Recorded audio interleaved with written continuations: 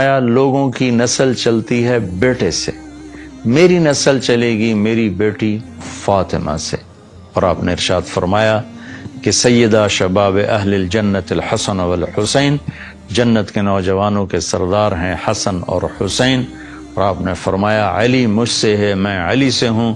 اور آپ نے فرمایا فاطمہ بضعۃ منی، فاطمہ میرے جسم کا ٹکڑا ہے، جس نے اسے دکھ دیا اس نے مجھے دکھ دیا، جس نے اسے خوش کیا اس نے مجھے خوش کیا۔ تو فرمایا فاطمہ تو اور میں، یہ دونوں یعنی حسن حسین اور یہ جو سویا ہوا ہے، ہم قیامت کے دن پانچوں اکٹھے ہوں گے۔ اور آپ نے فرمایا کہ میرے اہل بیت سے محبت کرنا، مجھ سے محبت کرنا ہے، اور میرے اہل بیت سے بغض رکھنا، وہ مجھ سے بغض رکھنا ہے۔ اور آپ نے فرمایا قیامت کے دن سارے رشتے ٹوٹ جائیں گے، لیکن میرا رشتہ میرے خاندان کے ساتھ باقی رہے گا اور میں ان کی سفارش ضرور کروں گا۔ اور آپ نے فرمایا کہ میرے اہل بیت کے بارے میں میرا خیال رکھنا، میرے اہل بیت کے بارے میں میرا خیال رکھنا۔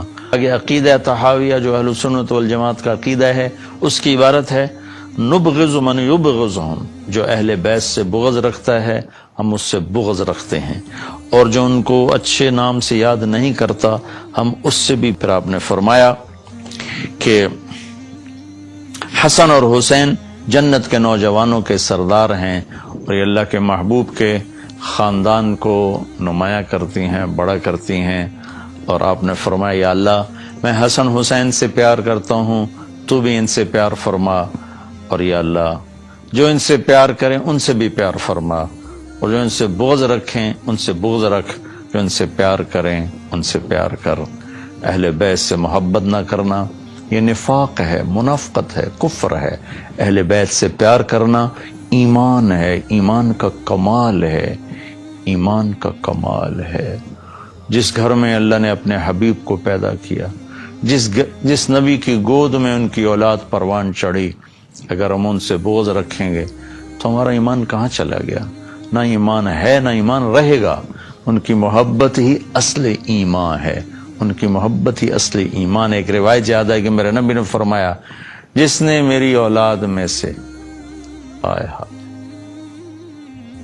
کسی کے ساتھ اچھا سلوک کیا اور میری اولاد کا کوئی فرد اس احسان کا بدلہ نہ دے سکا، غربت کی وجہ سے یا کسی اور وجہ سے، تو قیامت کے دن میں اس کی طرف سے اپنے اس امتی کو اس احسان کا بدلہ دوں گا جو میری اولاد میں نہ دے سکا۔ اس پر میں ایک واقعہ سنا دیتا ہوں۔ یہ ابن جوزی رحمۃ اللہ علیہ جیسے محدث نے اس واقعے کو نقل کیا ہے اپنی کتاب البر والصلہ میں، کہ ہرات میں ایک سادات فیملی تھی۔ وہ خاتون جوانی میں بیوہ ہو گئیں، بچیاں تھیں، تنگ دستی آئی تو انہوں نے سمرقند کی طرف ہجرت فرما لی، رزق کی معاش کی تلاش میں۔ وہاں پہنچی تو پوچھا کوئی یہاں سردار، کوئی سخی، چونکہ نووارد تھیں تو لوگوں نے بتایا کہ ایک تو یہاں مسلمان بڑا سردار ہے اور پورے علاقے کا رئیس ہے، اور ایک یہاں آگ کا پجاری آتش پرست ہے، وہ بھی بڑا رئیس، بڑا سخی مالدار ہے۔ تو انہوں نے سوچا کہ میں غیر مسلم کے پاس کیوں جاؤں۔ وہ مسلمان کے پاس گئیں اور اس سے فرمایا کہ میں آل رسول ہوں، پردیسن ہوں، میری بچیاں ہیں، مجھے ٹھکانہ بھی چاہیے، کھانا بھی چاہیے۔ وہ سردار کہنے لگے تیرے پاس کوئی، عام طور پر جو اہل البیت ہے ان کے پاس لکھا ہوا نسب نامہ ہوتا ہے، میں نے کئی گھرانوں میں ماشاءاللہ دیکھا اللہ کے رسول تک ان کے سارے آبا کے نام لکھے ہوئے۔ تو کہا تیرے پاس کوئی سند ہے؟ اس نے کہا بھائی میں تو پردیسی ہوں، غربت کی ماری میں کہاں سے سند دکھاؤں؟ تو وہ کہنے لگا یہاں تو پھر ہر دوسرا آدمی کہتا ہے میں سید ہوں، آل رسول ہوں۔ تو اس نے کوئی اچھا جواب نہیں دیا۔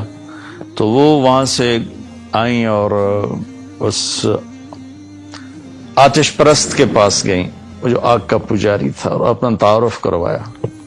اس نے فوراً اپنی بیگم کو ساتھ بھیجا اور کہا کہ جاؤ ان کی بچیوں کو لے کر آؤ۔ جاؤ، انہوں نے کہیں ٹھہرایا ہوا تھا، ان کو لے کر آئے، سرد رات تھی، ان کو کھانا کھلایا، سلا دیا۔ رات کو مسلمان سردار نے خواب دیکھا کہ اللہ تعالیٰ کے محبوب صلی اللہ علیہ وسلم جنت میں ایک خوبصورت سونے کا محل ہے، اس کے دروازے پر کھڑے ہیں۔ یہ عرض کرتا ہے یا رسول اللہ یہ محل کس کا ہے؟ تو آپ نے فرمایا یہ ایک مسلمان کا ہے۔ تو وہ کہنے لگے یا رسول اللہ مسلمان تو میں بھی ہوں۔ تو آپ نے فرمایا اپنے اسلام پر کوئی دلیل پیش کر، کوئی ثبوت پیش کر۔ تو وہ کانپ گئے۔ تو پھر اللہ کے نبی نے بہت غصے سے فرمایا کہ میرے گھر کی بچی تیرے دروازے پر چل کر آئی اور تو نے اس سے ثبوت مانگے کہ مجھے ثبوت دے، تو اہل بیت میں سے ہے، میری نظروں سے دور ہو جا۔ ان کی آنکھ کھولی تو ان کی چیخ و پکار، وہ ننگے سر ننگے پاؤں باہر نکل کے شور مچایا کہ وہ جو پردیسن خاتون تھی کہاں گئی؟ کہا جی وہ تو وہ لے گیا، وہ آتش پرست آگ کا پجاری لے گیا۔ وہ بھاگے اور جا کے اس کے دوڑ دروازہ توڑا۔ وہ گھبرا کے باہر نکلا تو دیکھا تو وہ رئیس کہا کیا ہوا؟ کہا بھائی وہ جو تیرے پاس خاتون آئی ہیں بچیوں سمیت مجھے دے دو، وہ میرے مہمان ہیں۔ تو اس نے کہا حضور وہ میرے مہمان ہیں، آپ کے نہیں، میں آپ کو نہیں دے سکتا۔ وہ کہنے لگا مجھ سے 300 دینار لے لو۔ 300 دینار کوئی آج کا 60-70 لاکھ روپیہ بنتا ہے۔ کہ مجھ سے 300 دینار لے لو اور وہ خاتون بچیوں سمیت میرے مہمان بنا دو۔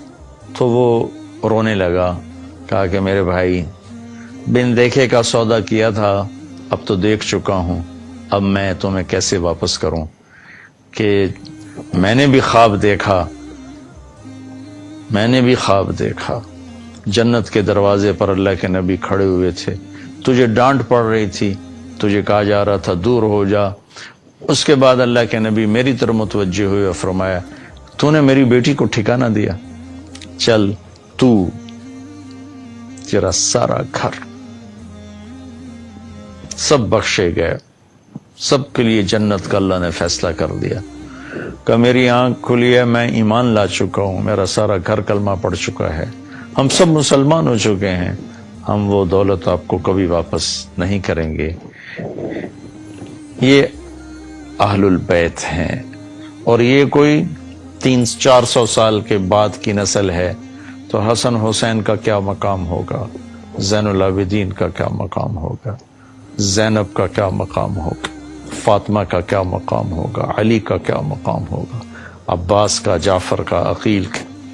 آل و رسول ہیں، حضرت عباس کی اولاد، حضرت علی کی اولاد، حضرت عقیل کی اولاد اور حضرت جعفر کی اولاد۔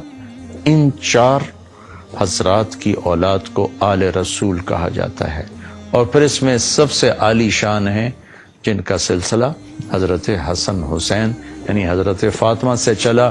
حضرت علی رضی اللہ تعالیٰ عنہ کے حضرت فاطمہ کے بعد آپ نے 7 شادیاں اور کی، ان سے بھی آپ کی اولاد ہے، وہ بھی اہل البیت ہیں، چونکہ حضرت علی کی اولاد ہیں، ان پہ بھی صدقہ حرام ہے۔ لیکن جو مقام حسن حسین کو حاصل ہے جناب فاطمہ رضی اللہ تعالیٰ عنہ اور جناب رسول اللہ صلی اللہ تعالی وسلم کی نسبت، وہ اور کسی کو حاصل